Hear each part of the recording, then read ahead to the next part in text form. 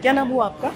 मेरा नाम संजय पटेल है। मानस संजय जी, यात्रा करके है, नासिक से हूँ मैं। अच्छा, आप लोग कैलाश मानसरोवर की जो यात्रा होती है उसके टूर ऑपरेटर हैं। जी जी। क्या आप यहाँ पर बहुत हड़बड़ी में आए हैं इंडिया से नेपाल? क्या आपको रिपोर्ट्स मिल रही हैं? हाँ, कि रसुआ डिस्ट्रिक्ट में जो काशी नदी जो है, हाँ, तो नदी के वहाँ पे जो ऊपर वाला जो हिस्सा है चाइना साइड से, हाँ, वहाँ पे जो क्लाउड बस्ट और जो पानी का जो स्टोरेज एरिया था वो हाँ। फट के जो डबल पानी का स्ट्रोक आ गया। हाँ। तो उसकी वजह से जो किरोंग बॉर्डर और जो साबरूबसी बॉर्डर का जो ब्रिज है, हाँ। वो ब्रिज और इमिग्रेशन ऑफिस है, वो पूरा का पूरा ऑफिस और 300 व्हीकल और आपके अपने कितने टूरिस्ट थे आपके? हमारे मतलब मेरे फ्रेंड थे, मेरे हाँ। तो सब क्लियर हो चुका है। अच्छा। 77 लोग हैं, 77। 77 लोग हैं और टोटल 300 व्हीकल थे और लगभग टूरिस्ट जो थे वहाँ पे उस दिन लगभग 700 के ऊपर आए हुए 700 थे के ऊपर। वो तो दिन। आप यहाँ पर किस मकसद से तो वो जा जो रहे हैं? 77 जो टूरिस्ट है उसमें से 3 लोग जो है मेरे पहचान वाले हैं, उनका कोई कम्युनिकेशन नहीं हो पा रहा है, तो मन उनको में उनको ढूंढने के लिए है।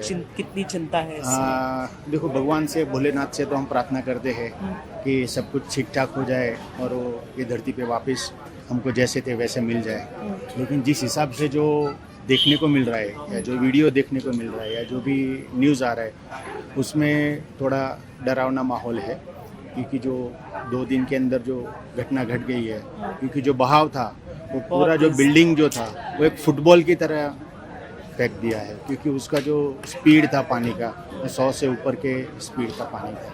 चलिए, शुभकामनाएं हमारी कि मिल जाएं आपके दोस्त। और सभी अपने डिवोटीज चाइनीज़ और नेपालीज सब लोग का भी हम भगवान को प्रार्थना करते हैं कि वो वापस मिल जाए।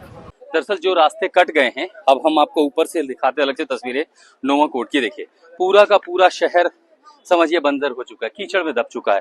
तो जो इक्का दुक्का लोग हैं जिनकी माल मत्ता बची है वो इन पहाड़ों के रास्ते, ऊपर के रास्ते से जा रहे हैं उस पार, ताकि जो है जरूरत का सामान है वो बचा सके। और जो लोग वहां फंसे हुए हैं वो इन रास्तों से आ रहे हैं। अभी देखिए जगह है कहाँ, ये पूरा ट्रैक है और यहाँ स्थानीय जो लोग हैं वो एक दूसरे की मदद करने के लिए खड़े हैं और ऐसे कुछ जा करके ये रास्ता होगा तब पार होगा। मुश्किल भरा समय है, इसीलिए जो यहाँ के नेपाली लोग हैं वही एक दूसरे की मदद के लिए सामने आए हुए हैं। जब सैलाब आया उसने बहुत सारी जिंदगियों को तो लीला है, लेकिन उसके साथ लोगों की माल मत्ता भी छीन ली। यहाँ ये परिवार है, ये लोग 15 साल से यहाँ पर रहते हैं। देखिए बच्चा है छोटा सा और 15 सालों से ये इनका घर है। अब पानी देखिए आया होगा, अभी मैं नदी का स्तर एक बार जरा कैमरा उधर घुमा के दिखाता हूँ। अभी नदी का स्तर देखिए कितना कम है, बिल्कुल पानी नीचे है। आपको लग रहा होगा 8 से 10 फीट गहरा पानी होगा। अब आप ये सोचिए कि उस स्तर से लेके जब सैलाब आया होगा तब पानी का जो स्तर था वो यहाँ तक पहुंचा है। यहाँ पूरा दलदल है, आगे जाना मुश्किल है। ये निशान देखिए दरवाजे पर, इतना ऊपर पानी आया है। यानी सीधा लगता है कि 100 मीटर से भी ऊपर पानी ने अपनी सारी सीमाएं तोड़ी। और जब वो इस तरह बेकाबू हुई, इसके बाद क्या दुकान क्या मकान सब उसकी चपेट में आए। वहां देखिए किसी की बाइक है, किसी की मेहनत की कमाई है, उसकी जिंदगी का हिस्सा होगा। और ये इस तरह की भारी भरकम गाड़ियां हल्की तिनकी की तरह ऐसी बहती गई हैं कि आखिर लोग उसकी चपेट में आते तो उनके साथ क्या ही होता। बड़े बड़े पेड़ जंगल दरख्त सब उसकी चपेट में आ गए। अभी भी हवा, जो हेलीकॉप्टर्स हैं वो लगातार हवा में गूंज रहे हैं, क्योंकि रेस्क्यू बचाव ऑपरेशन के लिए अब एकमात्र जो जरिया वो हेलीकॉप्टर है। लेकिन पानी का प्रवाह, आप इससे अंदाजा लगा सकते हैं कि इन लोगों पर क्या मुश्किल आई होगी, कितना डरे होंगे वो लोग। जब त्रिशूली में प्रवाह शुरू हुआ, नदी की धारा, इसके पहले कोई समझ पाता, लोगों में भगदड़ मची। हमने तस्वीरों में देखा, लोग भागते हुए दिखाई पड़े। दरअसल ये देखिए, एक पतली सी नदी की धारा थी, लेकिन जैसे ही तिब्बत के ऊपर से पानी की पूरा मलबा आता है, वहां आप देखेंगे कि त्रिशूली अपने साथ क्या तबाही लेकर के आती है।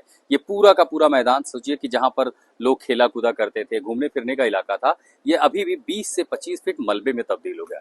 इसी के साथ साथ त्रिशूली की धारा देखिए, अभी भी पानी का बहाव काफी ज्यादा है, लेकिन पानी का स्तर कहां तक गया था अगर आपको ये समझना हो तो इस मकान को देखिए।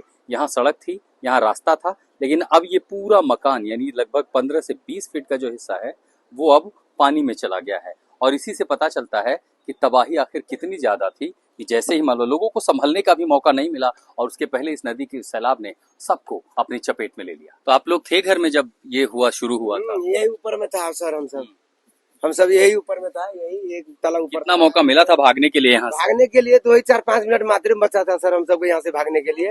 बचे थे सर सिर्फ 2 मिनट से बच गए हम लोग। नहीं तो हम सब परिवार इसी में दह जाते सर।